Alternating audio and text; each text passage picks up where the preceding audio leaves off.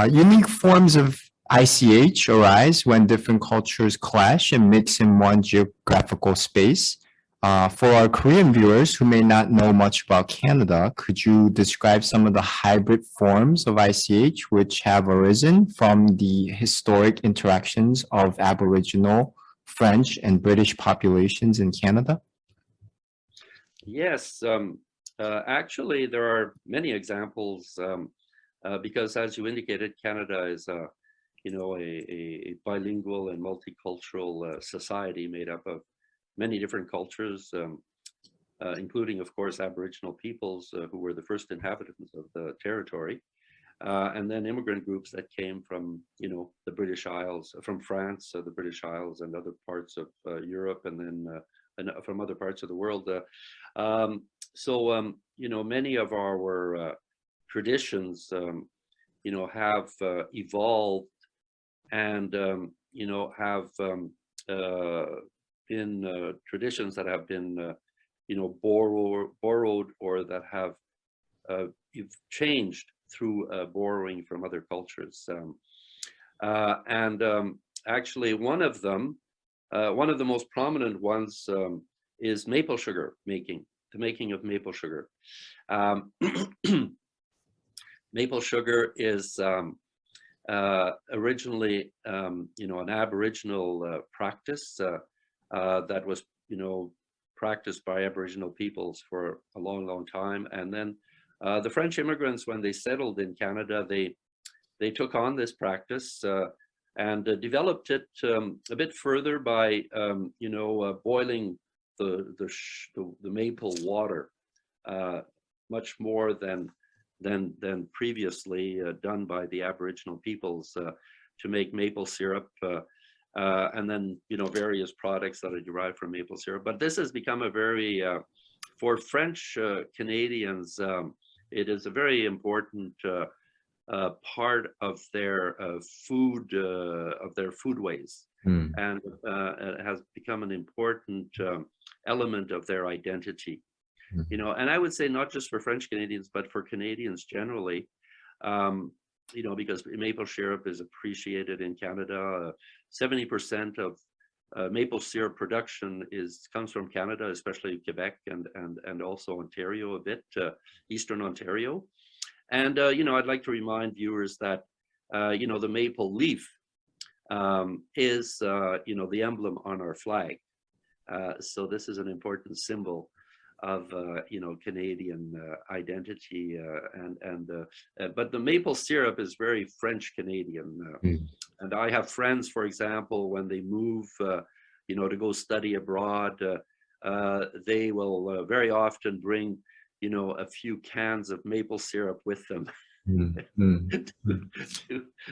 to maintain this sense of belonging to their roots.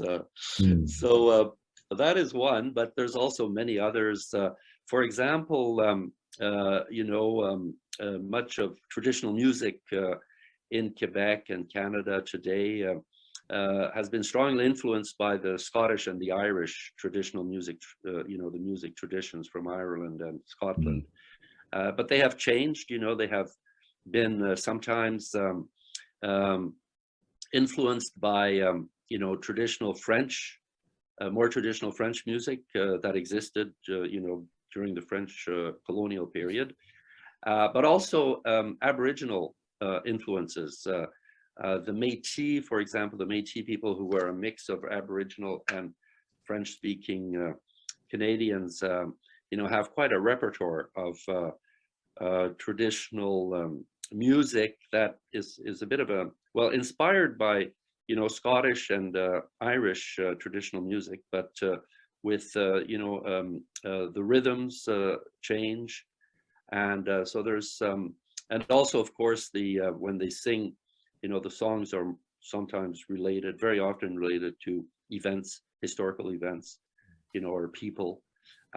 So that is another sort of prominent example. And also, in cuisine, there are many examples in cuisine and cooking, because, for example, blood sausages is quite an important traditional dish, and that I believe comes from the French tradition. And then we have another traditional dish called sea pie, the pie from the sea, which is, you know, a very hefty meat pie that was quite widespread amongst British mariners. You know, that was, you know, cooked on ships to feed mariners. So, you know, these are some of the examples, but I think it's very interesting to study cultural borrowing in intangible heritage, because it is actually much more widespread than we often think. You know, in a sense, almost all heritage is hybrid, because although you know, we like to kind of we cherish the belief that, you know, heritage is about transmission and, you know, maintaining continuity and authenticity through transmission, intergenerational transmission. And very often, you know, we have a tendency to underline transmission within the same culture. But when you do a kind of a historical biography of these traditions, you know, over long periods of time, you realize that, you know, they all change over time to a certain extent. So, you know, all traditions maintain you know, some continuity, but they're also made up of change. And these changes often come from, you know, borrowings from other cultures. For example, you know, in cuisine, cooking traditions, you see this very often. You know, there are efforts that are made to maintain traditional dishes within regions or even within families. And, you know, and there are efforts that are made to, you know, keep the same ingredients, cook the same way, you know, have visual appearance which is similar, try to maintain the same odors. But often through transmission, you know, I mean, when it's you know, the daughter or the son will introduce also some slight changes to make the recipe more personal, you know, and to distinguish it from that of his father or mother or grandfather or grandmother. And so, you know, this is something that very often comes up when you study cuisine, how, you know, changes are brought about through, well, simply because individuals want to be creative and distinguish themselves from preceding generations, or sometimes because, you know, they've married someone from another culture and have introduced, you know, ingredients or, you know, new cooking traditions to modify the dish and add curry to it instead of cinnamon, you know.